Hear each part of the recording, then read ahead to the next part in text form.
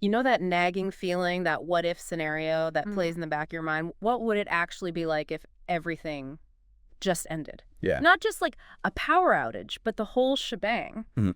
That fascination with the ultimate reset button is something we're kind of tapping into today. Precisely. And forget, dry scientific reports for a minute. We're plunging into the cinematic deep end with a close look at the 2009 movie 2012. Okay.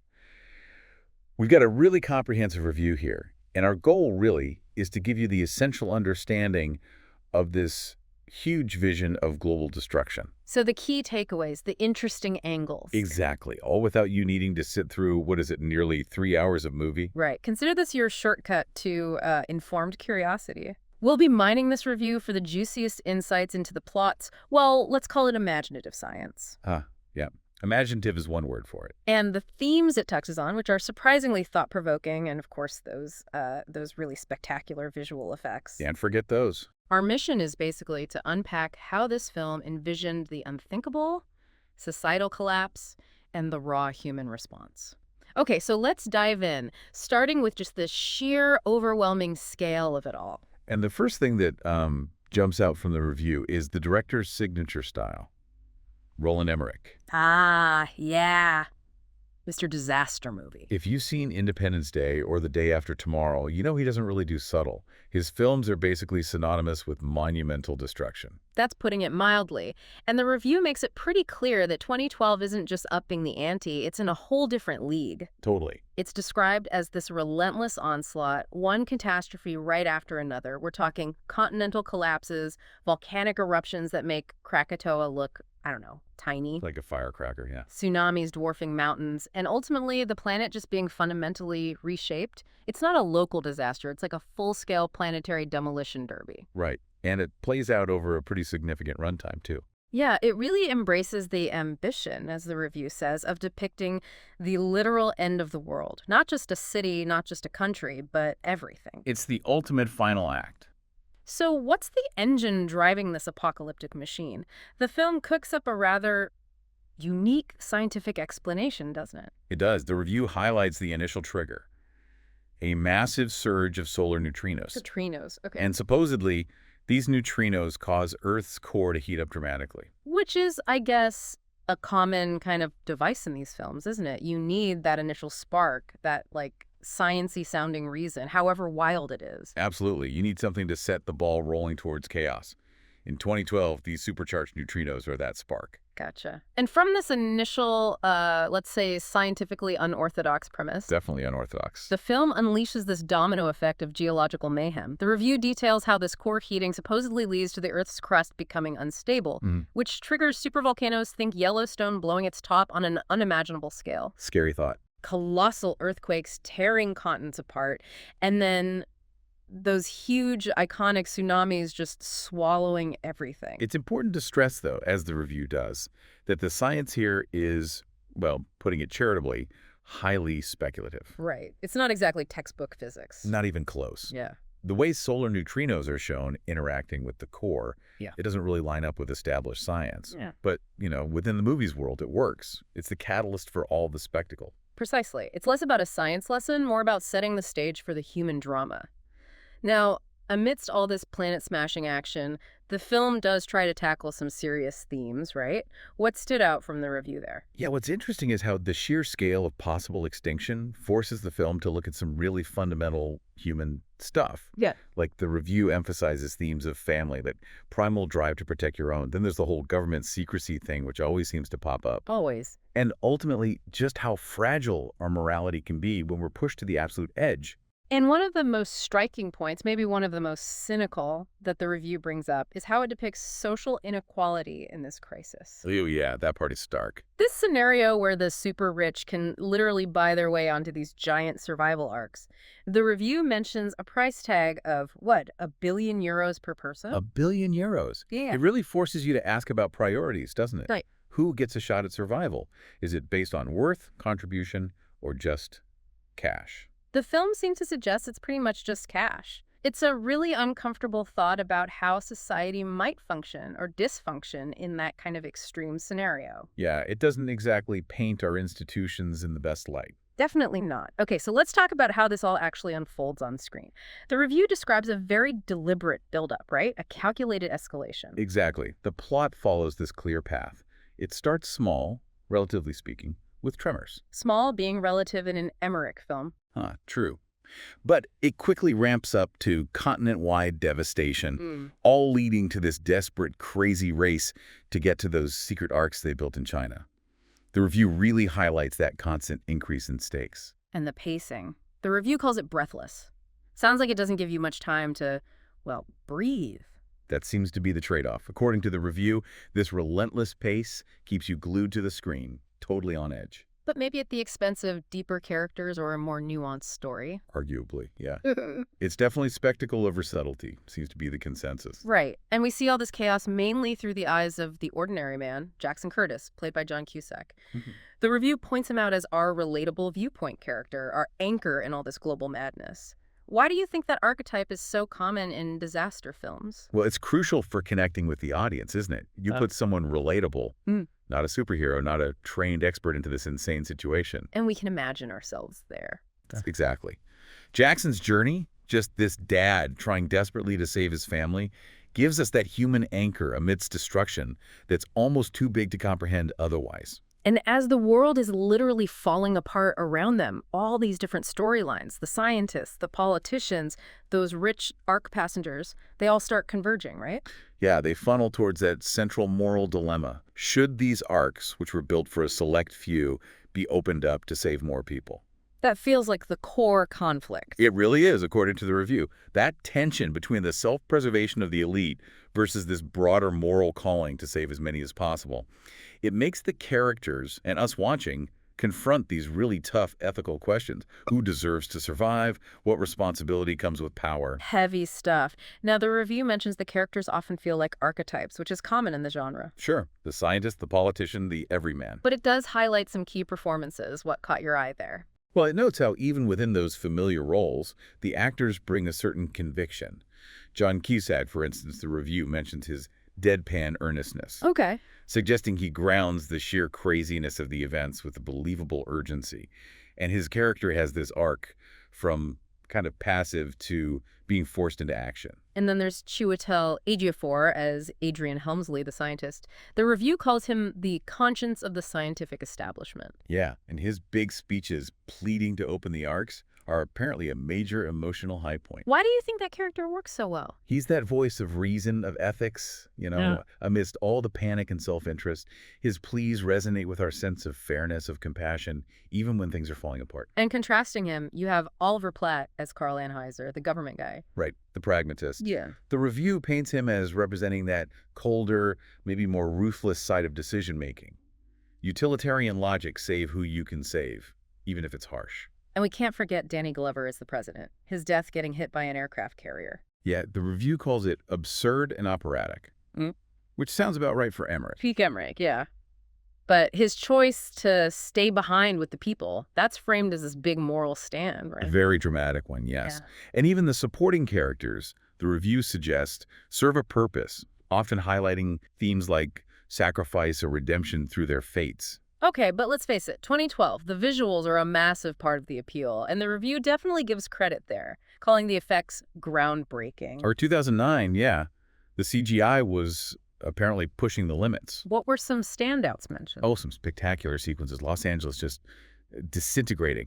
The sheer scale of the Yellowstone eruption and that unforgettable image of the aircraft carrier hitting the White House. Right, iconic. These weren't just small effects. The review calls them operatic tableaus of destruction, really emphasizing the visual grandeur and the horror. It sounds like almost overwhelming spectacle, and the cinematography, Dean Semler's work, played a big part. Seems so.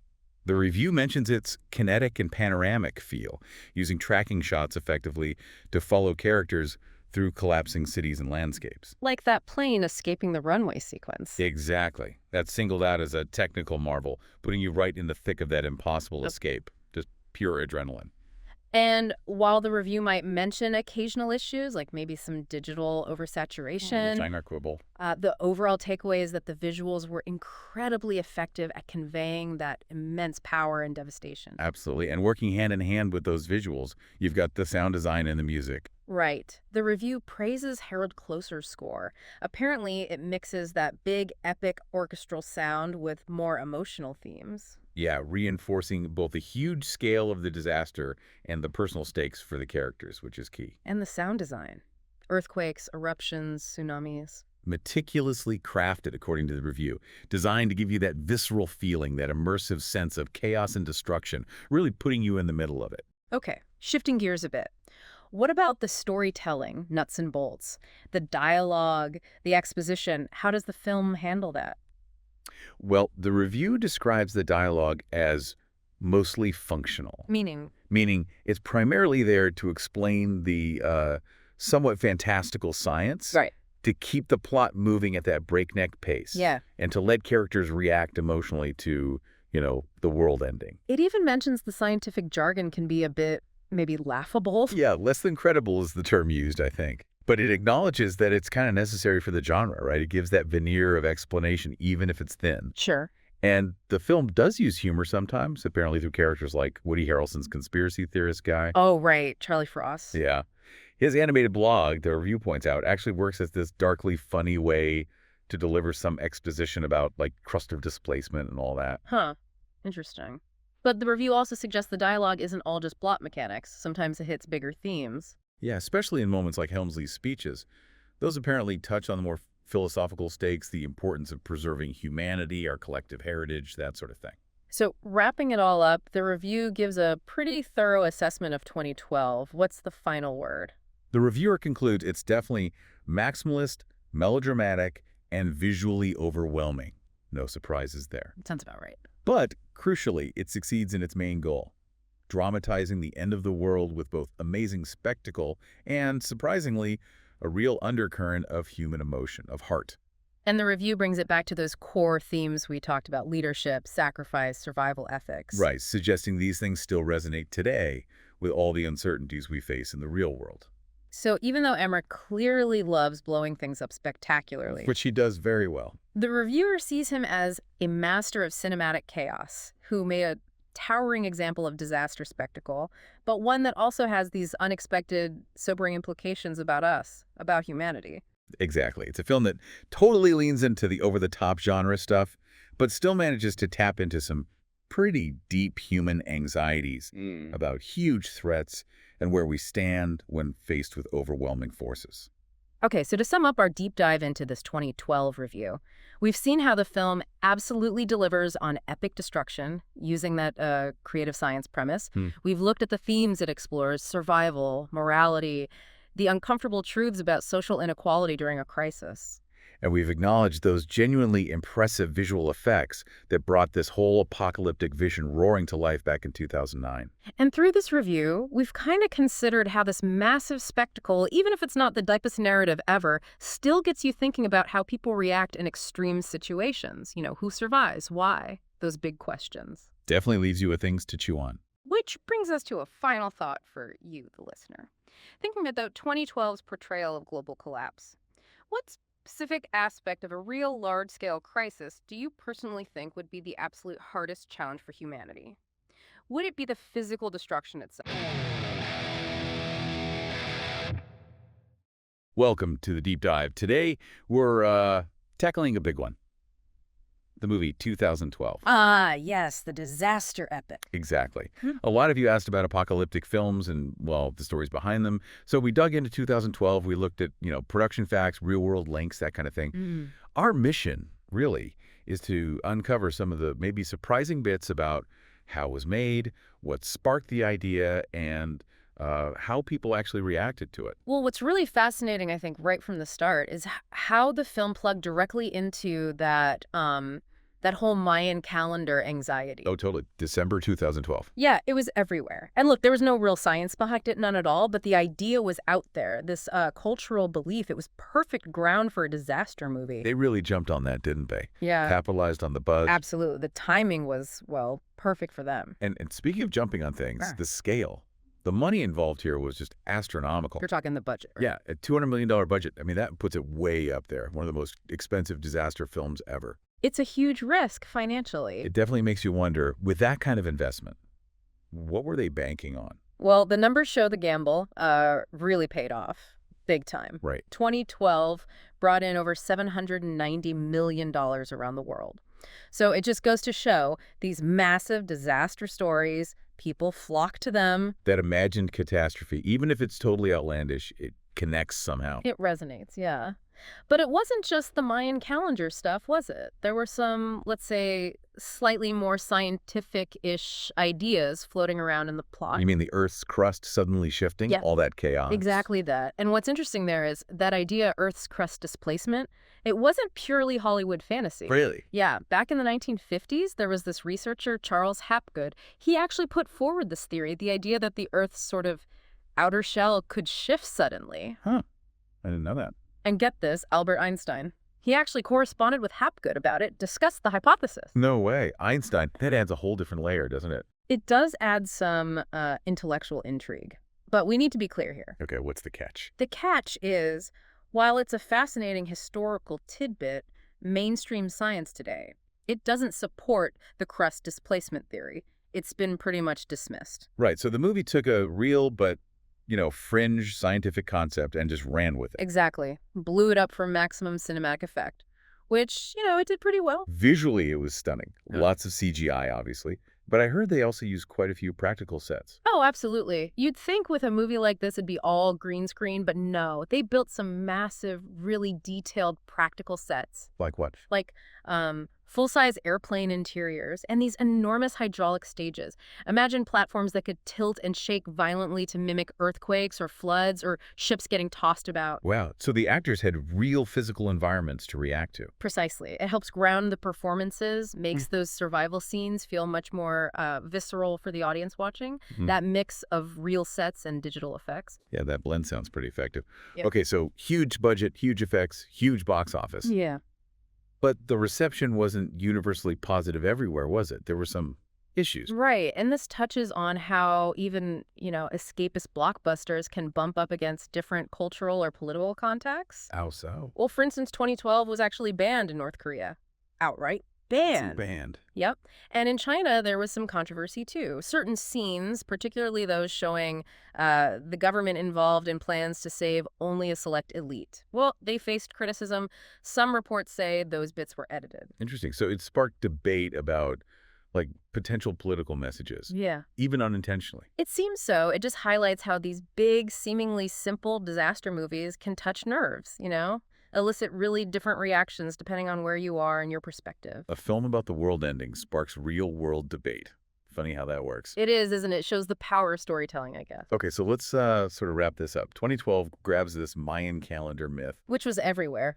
mixes it with a fringe but real scientific hypothesis from the past. Thanks to Hapgood and Einstein's letters. Throws a massive budget at it, uses a blend of CGI and impressive practical effects, Those tilting stages. and ends up being a huge hit, but also stirs up controversy and even gets banned in some places. That about sums it up. And maybe the final thought for you listening is just, why are we so drawn to these end-of-the-world stories? Yeah, what's the fascination? This enduring appeal of watching potential destruction, even when it mashes up real anxieties with pure cinematic fantasy, it's definitely something to mull over.